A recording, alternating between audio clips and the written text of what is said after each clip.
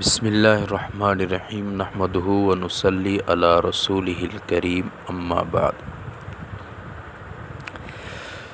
جب کوئی انسان اس دنیا سے انتقال کر جاتا ہے، دار فانی سے دار بقا کی طرف کوچ کر جاتا ہے، تو اس کے بعد دو چیزوں کی ضرورت پڑتی ہے۔ ایک چیز کا تعلق اس مرنے والے کے ساتھ ہے، اور دوسری چیز کا تعلق پیچھے جو لواحقین ہوتے ہیں، ورثاء ہوتے ہیں، پسماندگان ہوتے ہیں، ان کے ساتھ ہے۔ جس چیز کا تعلق مرنے والے کے ساتھ ہے وہ ہے ایصال ثواب۔ ایک آدمی فوت ہو گیا ہے تو اس کے مرنے کے بعد اس کے لیے ایصال ثواب کیا جائے۔ اب ایصال ثواب کے لیے شریعت کے اندر، اسلام کے اندر، دین کے اندر کوئی دن مقرر نہیں ہے، کوئی وقت مقرر نہیں ہے، کوئی مہینہ، کوئی سال مقرر نہیں ہے، بلکہ سال کے 12 مہینے جس مہینے میں بھی چاہو ایصال ثواب کیا جا سکتا ہے۔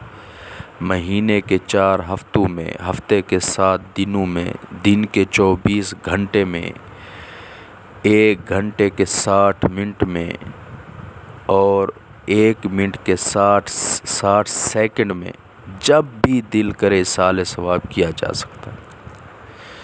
اور یہ ایصال ثواب نفل عبادت کا ہوگا، اور اس کے لیے آپ صلی اللہ علیہ وسلم سے یا صحابہ کرام سے یا تابعین تبع تابعین سے تداعی ثابت نہیں ہے، یعنی لوگوں کو اس کے لیے بلانا اور ہر طرف سے اعلانات کروانا یہ ثابت نہیں ہے۔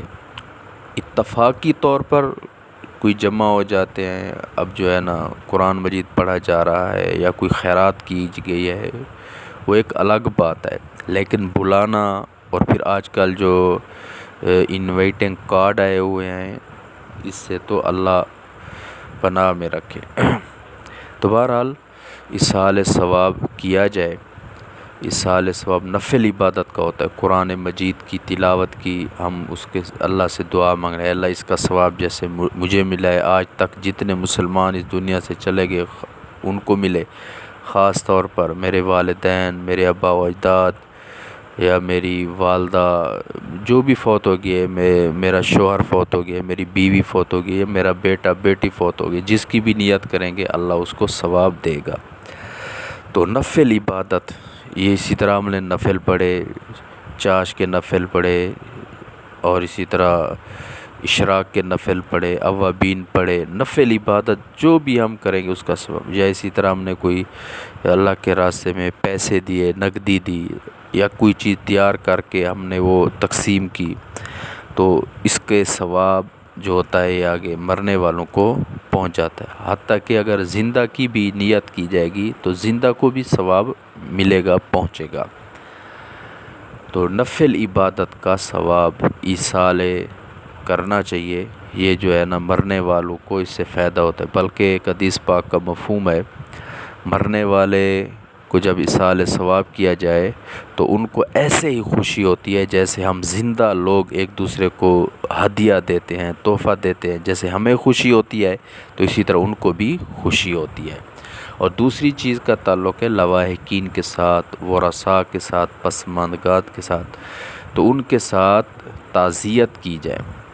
جو اہل علاقہ ہیں، جو محلے والے ہیں، رشتہ دار ہیں، وہ ان کے غم میں شریک ہوں، اس سے جو ہے نا ان کا غم ہلکا ہوگا، اور جو ہے نا ان کا صدمہ کم ہوگا، اور ان کے افسوس میں کمی آئے گی۔ تو یہ تعزیت کی جائے۔ تعزیت بھی جو ہے نا یہ 3 دن تک مسنون ہے، اس کے بعد جو ہے نا سب اپنے کام کاج میں مشغول ہو جائیں گے۔ البتہ کوئی آدمی دور تھا، وہ جو ہے 3 دن کے اندر نہیں کر سکا، پھر وہ آ گیا تو پھر وہ تعزیت کر سکتا ہے۔ تو تعزیت یہ آپ صلی اللہ علیہ وسلم سے ثابت ہے، تعزیت لواحقین سے، ورثاء سے، پسماندگان سے کرنی چاہیے۔ اس تعزیہ سے ان کو صبر کے کلمات کہے جائیں اور ان کے جو ہے نا تسلی کے کلمات کہے جائیں، ان کو کہا جائے یہ اللہ کا نظام ہے، اللہ کا حکم ہوتا ہے، جس نے دنیا میں آنا ہے اس نے جانا ہے، کوئی یہ ہمیشہ نہیں رہا، تو حوصلہ دیا جائے ان کو تاکہ ان کا غم ہلکا ہو۔ اللہ رب العزت ہم سب کو قرآن و سنت سمجھنے کی، اس پر عمل کرنے کی توفیق عطا فرمائے۔ وما علینا الا البلاغ۔